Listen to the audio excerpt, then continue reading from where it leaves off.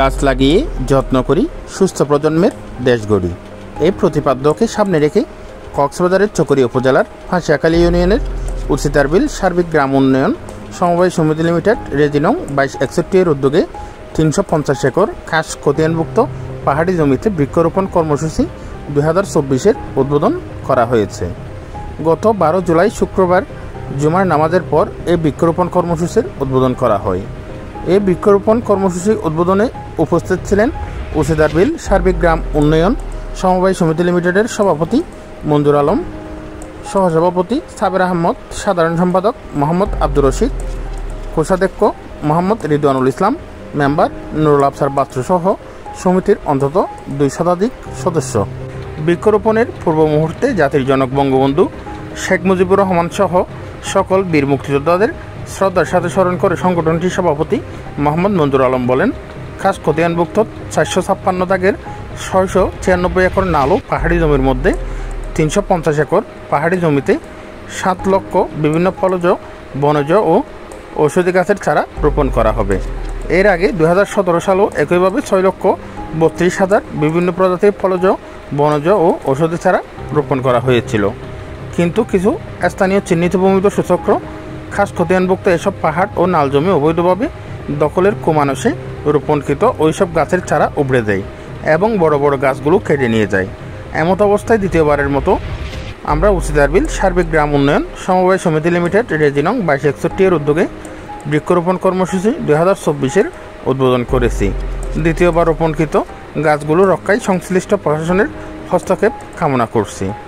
আসলে এই কিছু ভূমিদস্যরা এটা আইনে ইতারার গাছ কিছু ফল ফুলুটের গাছ বাগান সাপ করিয়ে ফল ফুলুটের গাছ যাহা রুই ইতারা আইনে 20-30 জন 30 জন গ্রুপ বানিয়ে আই ইন কি করে আই ফেলাই তখন আর হন ইয়ান্দর বিচার হন জায়গার নহয় আর সমিতি হন বেসরকারি সমিতি নয়, আর সমিতি রেজিস্টার সমিতি।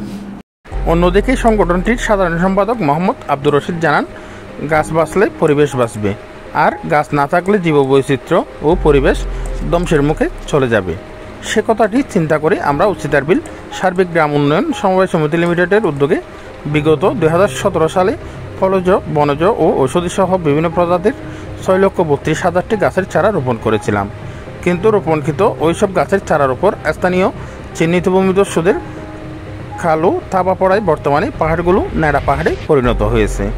আমরা সেই 2017 সালের মতো এবারও ওইসব খাস খতিয়ানভুক্ত পাহাড়ে বৃক্ষরোপণ কর্মসূচি 2024-এর উদ্বোধন করেছি। এবার আমরা মোট 7 লক্ষ চারা রোপণ করব। কিন্তু বৃক্ষরোপণ কর্মসূচি 2024-এর উদ্বোধন পরবর্তী বিভিন্ন ভূমিদস্যুরা আমাদের রোপণকৃত গাছের চারা উবড়ে দিবে মর্মে হুমকি দামকি দিয়ে যাচ্ছে এবং ইতিমধ্যে তারা বেশ কিছু গাছের চারাও উবড়ে দিয়েছে। এমত অবস্থায় কক্সবাজার জেলা প্রশাসক সহ স্থানীয় প্রশাসনের হস্তক্ষেপ কামনা করে তিনি আরো বলেন, 526 জন সদস্য কিছু এপারে কাজ করে, কিছু এপারে কাজ করে, কিছু এপারে করে, চারিদিকে এরে আমরা নিরাপত্তাহীন হয়ে গেছি। এখন আমরা ভূমিদস্যুর কবলে পড়ে গেছি। আমরা যদি এই সরকারের জায়গা পাহারা দেওয়াতে না থাকে, সমিতি জায়গা সরকারের কাজে আসবে না। এই জায়গা ভবিষ্যতে সরকারের জায়গা কাজে আসবে না। সরকারের লিপিবদ্ধ প্রমাণ আছে যে সরকারের কাছে এইটা কোনো সময় প্রয়োজন হতে পারে প্রকল্পের উন্নয়নের কারণে।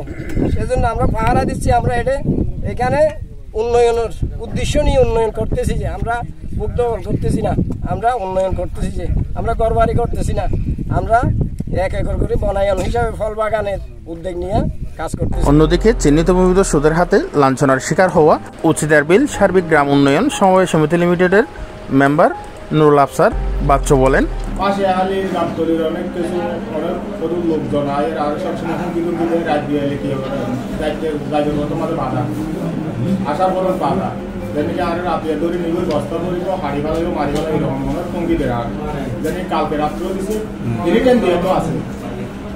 এই আমার মাইয়া সহকারে আমার মোবাইল সহকারে অনেক নির্যাতন করছে, মাইয়াও কিডন্যাপ করে নিয়ে তো মাইয়া বাইর করতে সরকার সেটা বিরোধ করে দিলাম, বিরোধ দিয়ে আর মাইয়া কিডন্যাপ করতে কিডন্যাপ সেটা মাইয়া উদ্ধার করতে। কারণ হল যে কারণ হল এসমটির আসিত দখলভুক্ত ঘরবাড়ির এই সময়ের এক দলের সদস্য এখানে যদি উচ্ছেদ করে ভূমিদস্যুরা আর সমিতির জায়গা হাইওয়ে শুরু করবে। News desk, Chattala Tribune.